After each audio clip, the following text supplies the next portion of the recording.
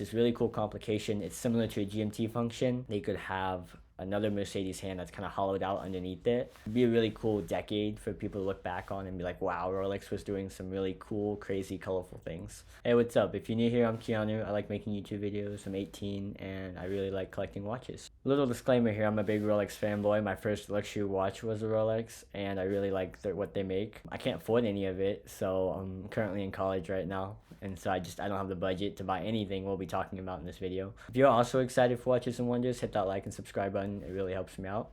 Let's get into it. First thing I thought of was a 36mm Submariner. But then I was thinking about it and I'm like, well, isn't that just a Yachtmaster?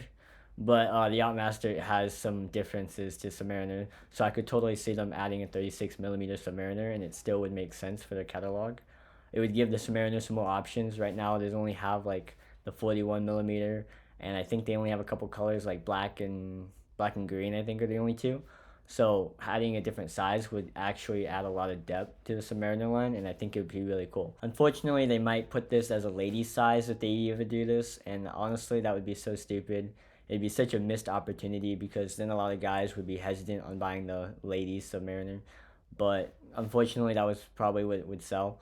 I've also seen a lot of ladies wear the big Submariner, the 41mm, and they can pull it off so well. Actually, my sales associate has a green Hulk, I believe it's called, and it looks great on her. It's pretty oversized, kind of chunky, but she bought it herself and it looks great. If they do a ladies Submariner, I really don't want to see any diamonds on it. Or if they do diamonds, I want to see an option without diamonds.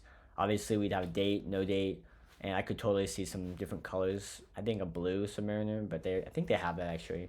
I lied. I think they have a white, gold, blue Submariner right now. I can't remember off the top of my head.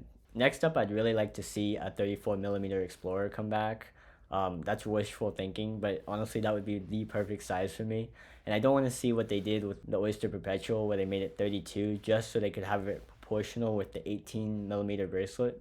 I suspect that's so they could have a 18mm bracelet and it still fit and look proportional to the watch, which is just kind of a bummer. I'd totally like to see the 34mm Explorer come back with that 19mm lug width. That'd be super cool. But yeah, 34mm Explorer would be super cool. What if it was in white gold? Like, how cool would that be, actually? I think that's brilliant. No, actually, I could totally see Rolex doing a 36mm Explorer 1, but in white gold. And hear me out. It's because they have the GMT Master 2 in white gold, and that's like a professional model, but it's in white gold. Same with the Submariner. Of course, the Daytona 2, they have that as well. I could totally see them doing the Explorer 1 with white gold, and I think it would look amazing.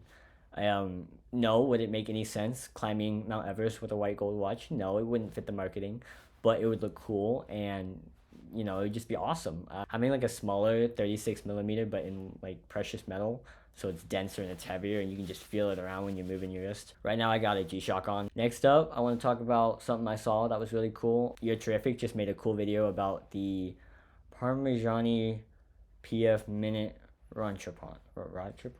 I hope I'm saying that right. But it's this really cool complication. It's similar to a GMT function, but you can click it and then you can reset the hands. I'll put up something that you can tell.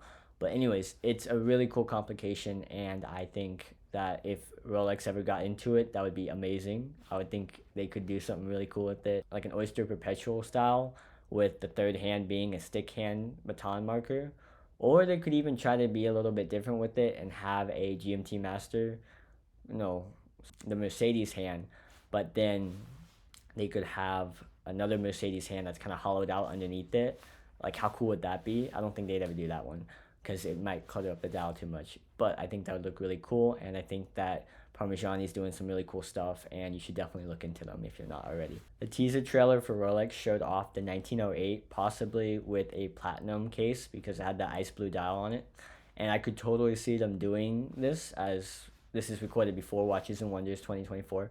But what I really think would be awesome is if they did platinum case, but in like a small 32, even 34mm case. This small little dress watch, not little, again, this is classical size. We'll make sure to talk about that. 34mm is what men wore back in the day. But how cool would it be to have that in platinum and just like, it's like an arm workout when you're moving it. It would be so cool. I don't know how to explain it. I think it'd be awesome to have this super heavy, small, not gold, platinum watch. Like, Just that would be super awesome. Speaking of precious metal, I know this is a Rolex prediction video, but I want to talk about Tudor as well. I think a Black Bay 54 in sterling silver would look amazing. I feel like if they did the bracelet finally, if they found a way to make it to where it won't tarnish, that would be my dream watch. It's an affordable luxury material and a very cool, like, everyday wearing watch. I'd also like to see them bring out more floral patterns. I love the blue diamond floral pattern that they have for the ladies Datejust. I think that watch is so cool. It's kind of like out there. It's really wow. I'd really like to see them explore more with fun, colorful designs in the Oyster Perpetual range. I think it's the perfect way to do it. It's very affordable. It's very fun and colorful. And it would kind of be like, this is what Rolex did in the era 2020. It would be a really cool decade for people to look back on and be like, wow, Rolex was doing some really cool, crazy, colorful things. Just to recap, I think some really cool basic options could be that 34, 36 millimeter Explorer, even in white gold. I think that the 36 millimeter Submariner would be an awesome addition. They did it back in the 1900s. Yeah, the 1900s. And I think that'd be so awesome.